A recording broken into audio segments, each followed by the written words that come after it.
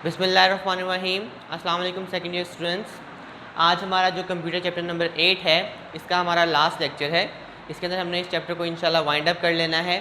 जब हमने इस चैप्टर को स्टार्ट किया था तो हमने गेटिंग स्टार्टेड विद सी के अंदर हमने जो इसका IDE था, प्रोग्राम को हमने लिंक कैसे करना है, एडिट कैसे करना है, क्रिएट कैसे करना है, सेव कैसे करना है, इन सब चीज़ों को हमने इन द बिगिनिंग देखा था। देन हम लोग इस चीज़ के ऊपर आगे थे कि जो हमारे पास हमारा प्रोग्राम का सिंटैक्स था वो क्या होता है, मेन फंक्शन क्या था, डिलिमिटर्स क्या थे, जो हम टर्मिनेटर लगा रहे थे स्टेटमेंट के एंड पे वो क्या था और हम उसको क्यों लगाते थे, हमने इन चीज़ों को देखा। Then we move on to the errors कि हमारे पास कौन कौन से एरर्स अवेलेबल थे और हम उनको किस तरह से रिमूव कर सकते हैं। आज की जो हमारी लास्ट बात है प्रोग्रामिंग लैंग्वेजेस, ये भी आप लोग मैट्रिकुलेशन के अंदर इसको पढ़ के आए थे, तो ये किस्म की आपकी रिविजन ही है। ठीक है, प्रोग्रामिंग लैंग्वेजेस को वो स्टार्ट करता है इन द वेरी बिगिनिंग। वो आपको बताता है कि दो लैंग्वेजेस हैं आपके पास मेनली, एक तो लो लेवल है, सेकेंडली आपके पास आपकी हाई लेवल लैंग्वेजेस हैं। अगर आपने इनको सिंपल अंडरस्टैंड करना हो तो जो लो लेवल लैंग्वेजेस होती हैं वो कंप्यूटर के एंड पे होती हैं और जो हाई लेवल लैंग्वेजेस हैं वो ह्यूमन बीइंग्स के एंड पे होती हैं। मतलब ये कि हम लोग इनके ऊपर ज़्यादा वर्किंग करते हैं, ये हमने एक दफ़ा जस्ट बना के छोड़ दी हैं और ये कंप्यूटर की अंडरस्टैंडिंग के लिए होती है। ठीक है, जिन लोगों ने इनके ऊपर वर्क किया था वो प्रॉपर PhD के जो टीचर्स होते हैं या स्टूडेंट्स होते हैं वो लोग थे, और ये बहुत ज़्यादा कम्प्लेक्स होती हैं कि एक आम इंसान को समझ आ सके। आपकी पूरी लाइफ लग जाती है इनको अंडरस्टैंड करने के अंदर। लो लेवल लैंग्वेजेस जो हैं हमारी, उसके अंदर दो बेसिक्स हैं, एक तो हमारी मशीन लैंग्वेज है और असेंबली लैंग्वेज है। ठीक है, असेंबली लैंग्वेज जो है ये अभी दुनिया में अवेलेबल है, इनके ऊपर हम लोग वर्किंग करते हैं। मशीन लैंग्वेज जो है वो कंप्यूटर की अंडरस्टैंडिंग के लिए होती है। आपकी जो बुक है उसके अंदर जो उन्होंने एक पैराग्राफ मेंशन किया हुआ है, उसके अंदर से जो इंपॉर्टेंट पॉइंट्स हैं वो मैंने यहाँ पे मेंशन कर लिए हैं। अगर आप जस्ट इनको ही याद कर लेंगे तो आपके शॉर्ट क्वेश्चन भी कवर हो जाएंगे, और अगर ये बात लॉन्ग क्वेश्चन में आती है तो भी आप इसको लिख पाएंगे। मशीन लैंग्वेज के बारे में उसने 3-4 पॉइंट्स आपको बताए हैं। वो आपसे कहते हैं कि first of all it is a native language of the computer. Native का मतलब होता है जो बिल्कुल बेसिक आपकी जो आबाई लैंग्वेज होती है। तो आपको बता रहा है कि जो मशीन लैंग्वेज है वो बिल्कुल नेटिव लैंग्वेज है कंप्यूटर की। मतलब कि अगर आपने कंप्यूटर को कोई भी बात समझानी है तो आपने इस लैंग्वेज में समझानी। देन वो कहते हैं नो ट्रांसलेटर रिक्वायर्ड। ट्रांसलेटर अगर आपने को मैट्रिकुलेशन याद हो तो वहाँ पे आपने 3 चीज़ें पढ़ी थी, आपका इंटरप्रेटर, आपका असेंबलर था और आपका कंपाइलर था। वहाँ पे आपने ट्रांसलेटर का वर्ड भी स्टडी किया था। ठीक है, लेकिन हमारे पास जो मशीन लैंग्वेज है इसको ट्रांसलेट नहीं करना पड़ता, ये ऑलरेडी इस फॉर्म में होती है कि कंप्यूटर को अंडरस्टैंड समझ आ जाती है। फिर वो कहते हैं मशीन लैंग्वेज इंस्ट्रक्शंस। इसके अंदर जो हमारे पास इंस्ट्रक्शंस होती हैं वो मशीन लैंग्वेज की फॉर्म में होती हैं। अब मशीन लैंग्वेज का बेसिकली मतलब क्या है? ठीक है, वो कहते हैं मशीन लैंग्वेज इंस्ट्रक्शंस हैं are in binary form. Meaning ये, अब ऑब्वियसली जो बाइनरी है वो हमें तो समझ नहीं आती। अगर हम आप लोगों ने 9th के अंदर चीज़ों को कन्वर्ट करके भी देखा था कि अगर एक नंबर हमने 100 लिया तो हम उसको बाइनरी में अगर कन्वर्ट कर भी रहे थे 8 बिट की फॉर्म में या 16 बिट की फॉर्म में, तो हम उसको याद नहीं कर सकते। ठीक है, लेकिन मशीन को सिर्फ वही चीज़ समझ आती थी। तो वो आपको बता रहा है कि मशीन लैंग्वेज के अंदर जो इंस्ट्रक्शंस होती हैं वो बाइनरी में होती हैं, इसीलिए इसके अंदर कोई ट्रांसलेटर भी आपको नहीं चाहिए होता। ठीक है, अब ऑब्वियसली चूँकि ये 0-1 की फॉर्म में होती हैं तो अगर आप ये ख़ुद से लिखने की कोशिश करेंगे, अगर आप खुद को इतना कैपेबल समझते भी हैं तब भी it is very difficult and error prone. एक तो ये कि बहुत ज़्यादा मुश्किल है इस चीज़ को याद करना। ठीक है, एंड सेकेंडली बहुत ज़्यादा एरर आने के भी इसके अंदर चांसेस हो गए। अब हमारे पास ये वाला ऊपर वाला काम तो आसान है कि हम कंप्यूटर को अंडरस्टैंड करवा सकते हैं, बाइनरी फॉर्म में है, लेकिन इसके अंदर हम बात को लिख नहीं सकते। तो लिखने के लिए हमने मशीन लैंग्वेज के साथ एक असेंबली लैंग्वेज बना ली।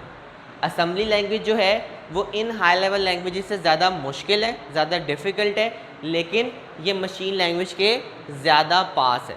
तो हमारी जो भी हाई लेवल लैंग्वेजेस अवेलेबल होती हैं हम उनको असेंबली में कन्वर्ट करते हैं और असेंबली उनको आगे मशीन में कन्वर्ट कर देती है। ठीक है, वो कहते हैं मशीन की जो लैंग्वेज होती है आपके पास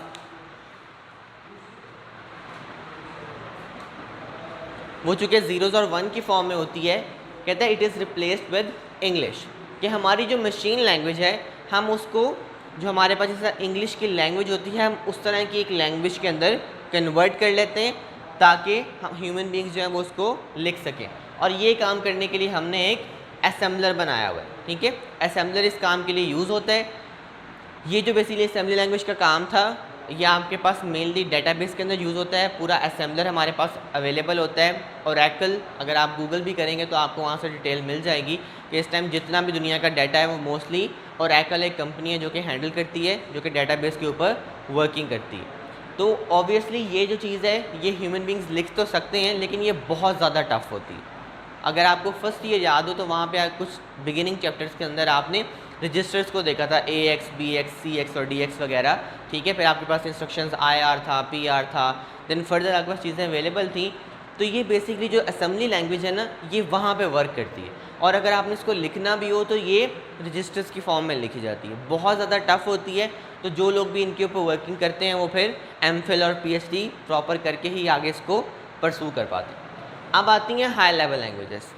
हाई लेवल लैंग्वेजेस जो हैं ये as compared to low level languages बहुत ज़्यादा आसान होती। क्यों? क्योंकि ये बनाई ह्यूमंस के लिए गई हैं। आपकी जो लो लेवल लैंग्वेजेस थी वो बनाई गई थी कंप्यूटर के लिए, और आपकी हाई लेवल लैंग्वेजेस बनाई गई थी ह्यूमन बींग्स के लिए। उसने कुछ एग्जांपल्स आपको ऊपर बताई हैं, C है, C++ है, पास्कल है, कोबॉल है और बेसिक है। इस टाइम अगर आप 21st सेंचुरी की बात करें 2020 के अंदर, तो हमारे पास C भी अभी यूज़ होती है, C++ भी यूज़ होती है। ये अब थोड़ी ऑब्सोलीट हो चुकी हैं, पुरानी बात हो चुकी है। इनकी जगह पे हमारे पास जावा यूज़ होती है, जावास्क्रिप्ट यूज़ होती है, पाइथन है, रूबी ऑन रेल्स है, मल्टीपल लैंग्वेजेस हमारे पास अवेलेबल हैं। इस टाइम पाकिस्तान के भी अंदर जावास्क्रिप्ट जो है उस पर बहुत ज़्यादा काम हो रहा है, C++ पे, और आगे इनका एक और भी पार्टनर है C# के नाम से, ठीक है। इनके ऊपर बहुत ज़्यादा वर्किंग हो रही। अब वो आपको कुछ डेफिनेशंस बता रहा है, कुछ इंपॉर्टेंट पॉइंट्स बता रहा है जो कि शॉर्ट क्वेश्चन में भी आ सकते हैं। वो आपको कहेगा कि कोई से भी 4 लिख दें, या वो आपको ये बात लॉन्ग में भी पूछ सकता है, क्योंकि आपको 8 नंबर का लॉन्ग भी आ सकता है। कहते हैं first of all it is English like languages, ठीक है। कि ये जो लैंग्वेजेस होती हैं ये सारी की सारी इंग्लिश की टाइप की होती हैं। अब आपका यहाँ पे ये क्वेश्चन आ सकता है कि सर जो हमारी असेंबली लैंग्वेज थी वो भी तो इंग्लिश की फॉर्म में ही थी, तो इसमें और उसमें क्या फ़र्क है, ठीक है। ये बनाई जा रही है आपको ह्यूमन बींग्स को माइंड में रख के। इसका जो मेन पर्पज़ है वो क्या है कि ह्यूमन बींग्स इसको ज़्यादा जल्दी अंडरस्टैंड कर सकें। इसका मेन पर्पज़ क्या है कि आपने अपनी ये जो बिट्स की फॉर्म में चीज़ें अवेलेबल थी बाइनरी फॉर्म में, इसको ये कन्वर्ट कर सके असेंबलर को यूज़ करके। इसलिए ये थोड़ी ज़्यादा मुश्किल होती हैं, और ये as compared to assembly language ज़्यादा आसान होती है हमारी अंडरस्टैंडिंग के लिए। कहते हैं then it is easy to modify, easy to debug and readable भी आसान है। मीनिंग है कि इनको चेंजिंग करना आसान है, एरर्स को रिमूव करना आसान है, और ये हमारे लिए पढ़ना भी समझना भी आसान होता है। Then programmers can concentrate on the problem. अब ये एक की पॉइंट है जो कि यहाँ से रिलेट भी करता है हमारे साथ, कि हमारे जो प्रोग्रामर्स होते हैं जो कि इन लैंग्वेजेस के ऊपर वर्किंग करते हैं वो कॉन्सेंट्रेट कर सकते हैं प्रॉब्लम पे। क्यों? अगर आप इन लैंग्वेजेस को देखें तो जब असेंबलर चीज़ों को कन्वर्ट कर रहा है तो यहाँ पे एरर्स आने के चांसेस बहुत ज़्यादा होते हैं, ठीक है।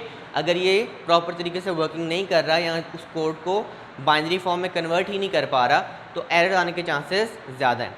अब जो हमारे पास ये लैंग्वेजेस होती हैं जो कि हमारी हाई लेवल लैंग्वेजेस हैं, इसके अंदर प्रोग्रामर्स को इस चीज़ की टेंशन नहीं होती कि हमारा जो कोड है वो सही तरीके से चल पाएगा भी कि नहीं, क्योंकि हमारे पास जो ID अवेलेबल है उनके अंदर ये वाली चीज़ें स्टोर्ड है और वो ऑलरेडी इसके ऊपर वर्किंग ऑटोमेटिकली हो जाएगी।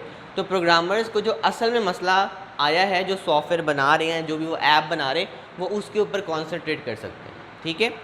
देन वो कहते हैं it is well defined way of writing programs. आपको हर लैंग्वेज का सिंटैक्स मिल जाता है, कुछ तो बेसिक सी बातें हैं, लेकिन हर लैंग्वेज के अंदर थोड़ा जो उसका सिंटैक्स है उसकी वर्किंग के मुताबिक चेंज होता रहता है, तो इसलिए ये वेल डिफाइंड वे भी हो आपके पास। देन वो कहते हैं no understanding of machine architecture. अब ये बात भी इसी से रिलेट करती है कि आपको मशीन आर्किटेक्चर कि आपकी जो लो लेवल लैंग्वेजेस है आपके पास अवेलेबल असेंबली और मशीन, वो कैसे वर्क करती हैं, मशीन कैसे कोड को बाइनरी फॉर्म में कन्वर्ट करती है, आपको इसकी कोई टेंशन नहीं होती। आप आराम से अपने कोड पे वर्क कर सकते हैं और आपको आर्किटेक्चर समझने की ज़रूरत नहीं पड़ती। लास्टली मशीन से आपकी इंडिपेंडेंसी, क्योंकि आपको मशीन आर्किटेक्चर भी लर्न नहीं करना पड़ता है, इसी वजह से आप मशीन से भी इंडिपेंडेंट हो जाते हैं। आपका ID अवेलेबल है, बनी बनाई चीज़ है, वो आपको या तो ओपन सोर्स फ्री में मिल जाता है या आप उसको बाय कर लेते हैं, और उनको बाय करके आप अपनी एप्लीकेशन और सिस्टम सॉफ्टवेयर्स बना सकते हैं इन लैंग्वेजेस को यूज़ करके। आप उनको बना देते हैं, वो ऑलरेडी अपने ID की वजह से उनको कंपाइल भी कर लेता है, लिंक भी कर लेता है, एडिट भी कर लेता है और सेव भी कर लेता है, ठीक है। तो यहाँ पे आज हमारी बात जो है वो वाइंड अप हो जाती है। प्रोग्रामिंग लैंग्वेजेस के बारे में भी कि लो लेवल जो थी वो कौन कौन सी थी, मशीन और असेंबली, और हाई लेवल जो थी वो क्या थी, ठीक है।